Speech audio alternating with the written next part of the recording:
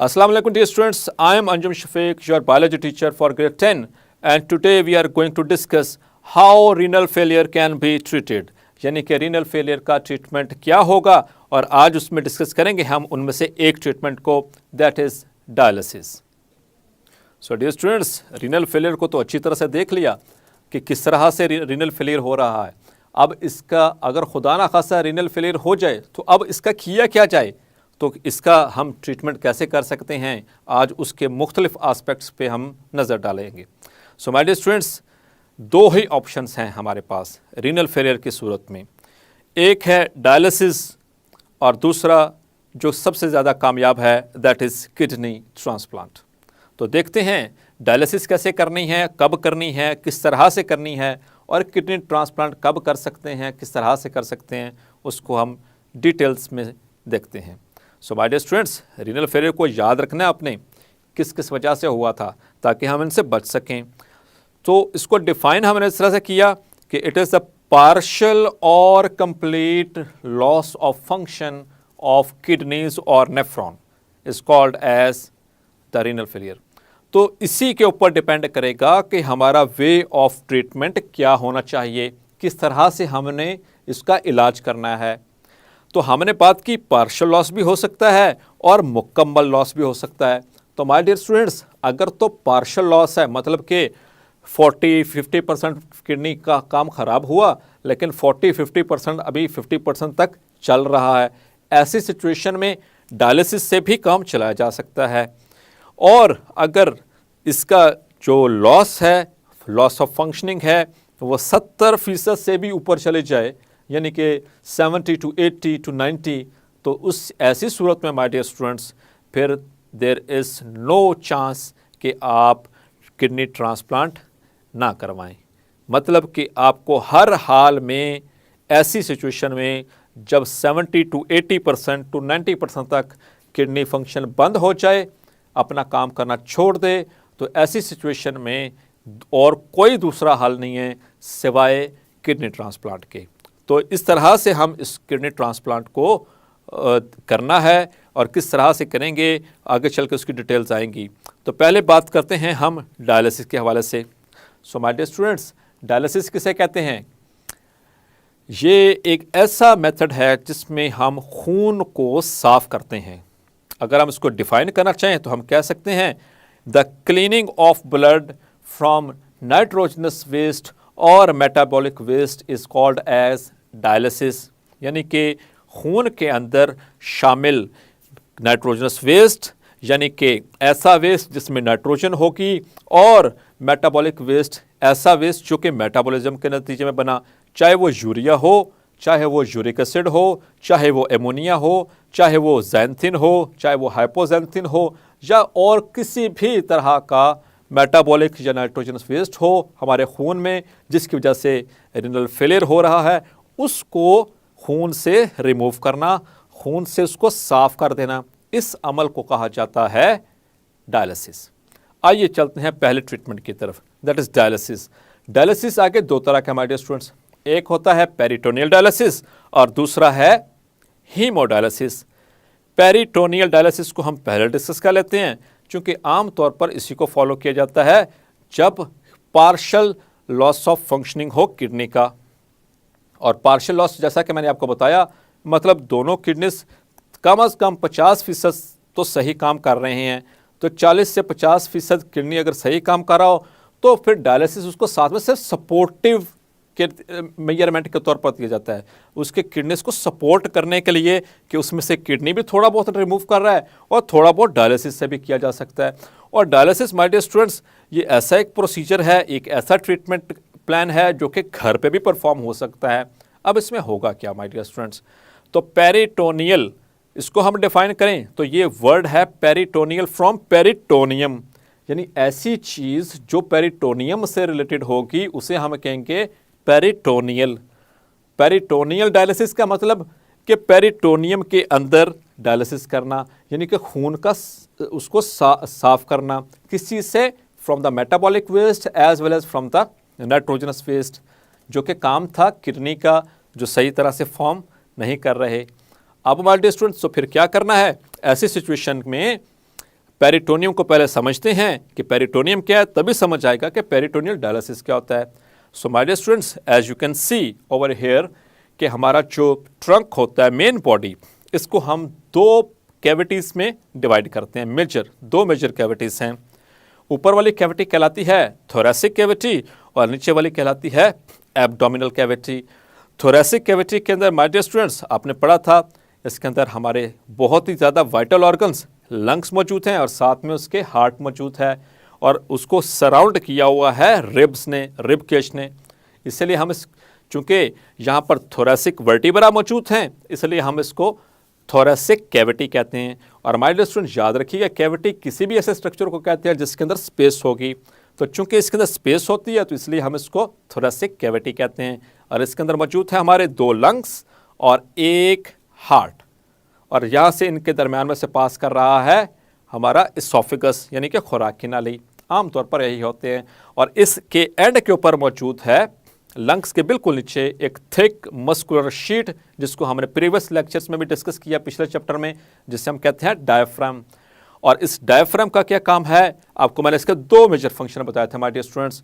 एक फंक्शन ये बताया था कि ये एक सेपरेशन है बिटवीन चेस्ट कैविटी यानी थोरेसिक कैविटी और दूसरा एब्डोमिनल कैविटी। और दूसरा इसका मेजर जो रोल था वो था रेस्पिरेशन के अंदर, कि रेस्पिरेशन में किस तरह से ये इनहेलेशन और एक्सहेलेशन में हमें स्पेस मुहैया करता है और हवा को अंदर लेके आने में और हवा को बाहर ले जाने में किस तरह से मदद करता है।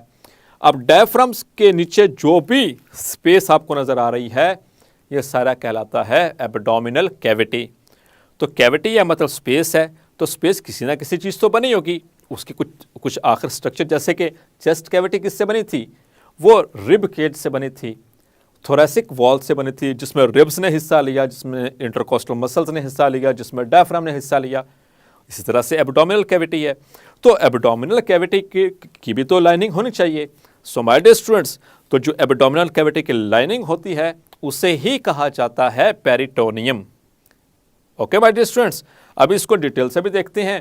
पहले देखें ज़रा कि एब्डोमेन में क्या क्या मौजूद है हमारे। हमारे एब्डोमेन के अंदर कुछ बहुत अहम ऑर्गन्स मौजूद हैं। सबसे पहले देखें, यहाँ पर आपको स्टमक नज़र आ रहा है, स्टमक और उसके नीचे स्मॉल इंटेस्टाइन। स्मॉल इंटेस्टाइन के आपको मुख्तलिफ हिस्से नज़र आ रहे हैं यहाँ पर, जैसा कि ड्योडेनम और देन ज्योजुनम, और उसके बाद फिर तीसरा और आखिरी पोर्शन इसका इलियम, स्मॉल इंटेस्टाइन। तो और उसके आगे स्टार्ट हो रही है लार्ज इंटेस्टाइन, उसका caecum, appendix, then ascending colon, then transverse colon, then is the descending colon, then is sigmoid colon, और उसके एंड पे मौजूद है रेक्टम। तो ये सारे डाइजेस्टिव सिस्टम का जो मेजर हिस्सा यहाँ पर मौजूद है। इसी के अलावा इसके साथ देख सकते हैं कि यहाँ पर मौजूद है लिवर, जो कि बिल्कुल डायफ्राम के नीचे मौजूद है। काफ़ी बड़ा ऑर्गन है। It is also called as the central metabolic station. Liver को सेंट्रल मेटाबॉलिक स्टेशन भी कहा जाता है। ये कहाँ पर मौजूद है, एब्डोमिनल कैविटी में। इसके अलावा इसके बिल्कुल सामने पड़ा हुए है पैनक्रियास। पैनक्रियास आपको याद होगा, ये हमें डाइजेस्टिव जूसेस प्रोवाइड करते हैं जो कि ज़रूरी हैं डाइजेशन के लिए। इसी तरह से लिवर के अंदर मौजूद है gall bladder. Gall bladder provide करता था बाइल, जो कि ज़रूरी थी for the emulsification of fats. तो इस तरह से माय डियर स्टूडेंट्स एक और ऑर्गन आपको यहाँ पर नज़र आ रहा है, that is called a spleen. और स्प्लीन को ग्रेवयार्ड ऑफ द आरबीसीज भी कहा जाता है माय डियर स्टूडेंट्स। तो ये भी मौजूद है। इसके अलावा माय डियर स्टूडेंट्स इसके अंदर ये आपको ब्लड वेसल्स नज़र आ रही हैं, इसमें कुछ नर्व्स हैं, इसके अंदर कुछ लिम्फेटिक्स हैं, और इसकी पोस्टीरियर एब्डोमेन में मौजूद हैं the kidneys, a pair of kidneys. इसके अलावा आपको यहाँ पर यूरिनरी ब्लैडर नज़र आ रहा है। इसी तरह से आपको यहाँ पर यूरेटर्स नज़र आ रहे हैं पीछे वाली साइड पर, मतलब कि पोस्टीरियर एब्डोमिनल वॉल में। So my dear students, these were few of the organs. As you are a medical students, आप बायोलॉजी के स्टूडेंट हैं, तो आपको पता होना चाहिए कि एब्डोमिनल कैविटी क्या होती है और एब्डोमिनल कैविटी में कौन कौन से ऑर्गन्स कहाँ कहाँ पर पड़े हुए हैं। सो माय डियर स्टूडेंट्स, हम बात कर रहे थे पेरिटोनियल डायलिसिस की। तो ये सारे ऑर्गन्स ऐसा नहीं है कि अल्लाह ताला ने पकड़कर और अंदर रख दिए। अगर ऐसी बात हो, अगर हम इधर लेफ्ट करवट लें तो ये सारा कुछ इकट्ठा होकर लेफ्ट साइड पे आ जाए, अगर हम राइट पे करवट लें तो ये सारा कुछ इकट्ठा होकर राइट पे आ सकता है। तो ऐसा कभी नहीं होता। उसकी क्या रीज़न है, क्योंकि ये जितने भी ऑर्गन्स आपको गिनवाए, ये अल्लाह ताला ने एक दीवार के साथ चिपकाए हुए हैं, और वो दीवार क्या है? That is called as peritoneum. That is the lining of this cavity, abdominal cavity, इसको लाइन कर रही है, और ये लिपिड से मिलकर बनी हुई है, और इसके दरम्यान में मौजूद हैं ब्लड वेसल्स।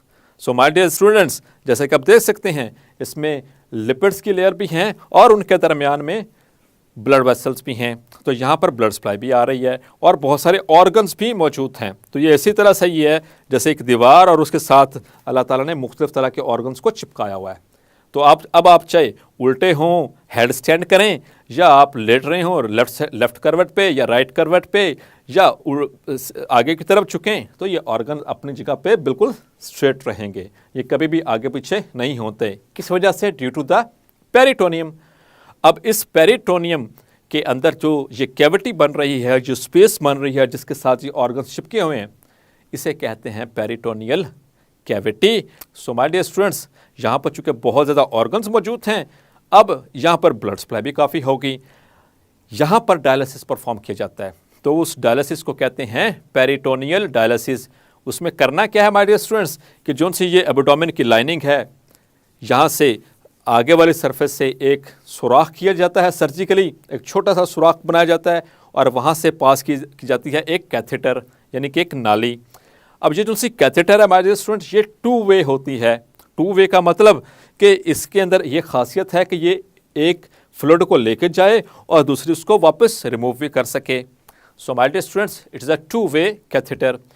एक, जैसा कि आप देख सकते हैं, एक साइड पे अटैच है फ्रेश डायलिसिस फ्लूइड, और दूसरी साइड पे एक बैग अटैच होता है जिसके अंदर आकर कलेक्ट होगा जो दूसरा डायलिसिस फ्लूइड होगा, जो कि वहाँ से इस्तेमाल होकर वापस आ चुका होगा। सो माय डियर स्टूडेंट्स, अब देखते हैं कि इसमें होना क्या है।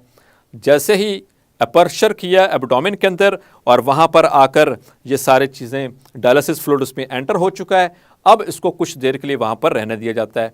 अब आप देख सकते हैं, आपको याद होगा कि यहाँ पर 2 तरह के प्रोसेस हो सकते हैं, एक है एक्टिव ट्रांसपोर्ट और दूसरा है डिफ्यूजन। लेकिन यहाँ पर एक्टिव ट्रांसपोर्ट नहीं होगी बल्कि होगा डिफ्यूजन का प्रोसेस। डिफ्यूजन कैसे होती है my dear students? High concentration to low concentration.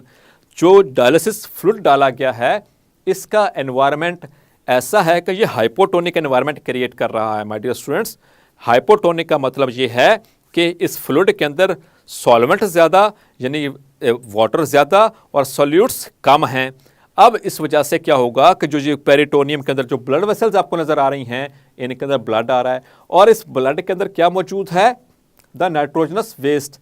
तो जब ये उसके साथ ऐसे एंटर किया जाएगा उसको डायलिसिस फ्लूइड को, जिसको हम डायसाइलेट भी कहते हैं, याद रखिएगा मैं फॉर योर इन्फॉर्मेशन ओनली, इस डायलिसिस फ्लूइड को डायसाइलेट भी कहते हैं।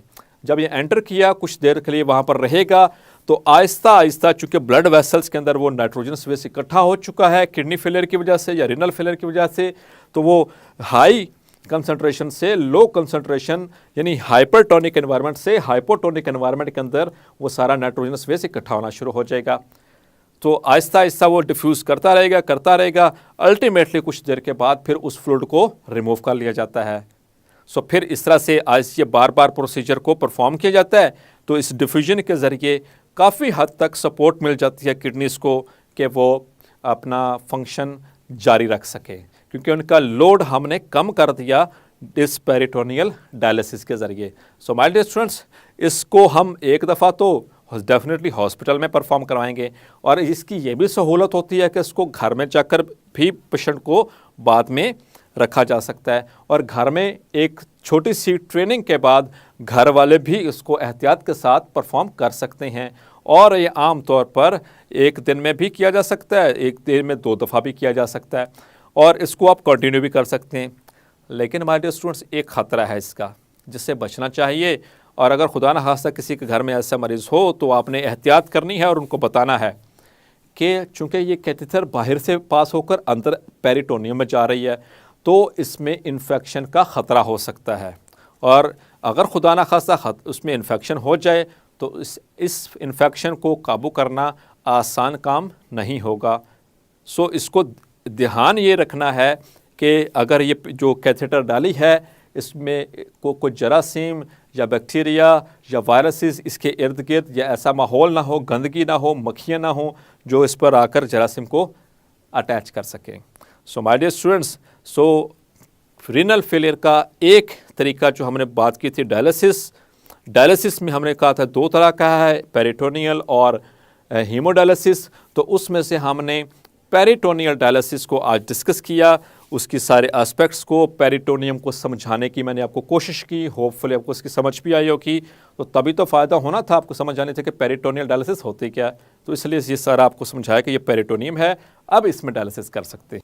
सो डियर स्टूडेंट्स, आपने देखा कि पेरिटोनियम क्या है, वो किस तरह से हमारे ऑर्गन्स को कवर कर रही है और वो किस तरह से मदद कर रही है हमें रीनल फेलियर के ट्रीटमेंट में, यानी कि पेरिटोनियल डायलिसिस में। So my dear students, hopefully आपको क्लैरिफाई हो गया होगा। नेक्स्ट लेक्चर में इंशाल्लाह डिस्कस करेंगे हीमोडायलिसिस। अंटिल देन अपना ख्याल रखिएगा। अल्लाह हाफिज़।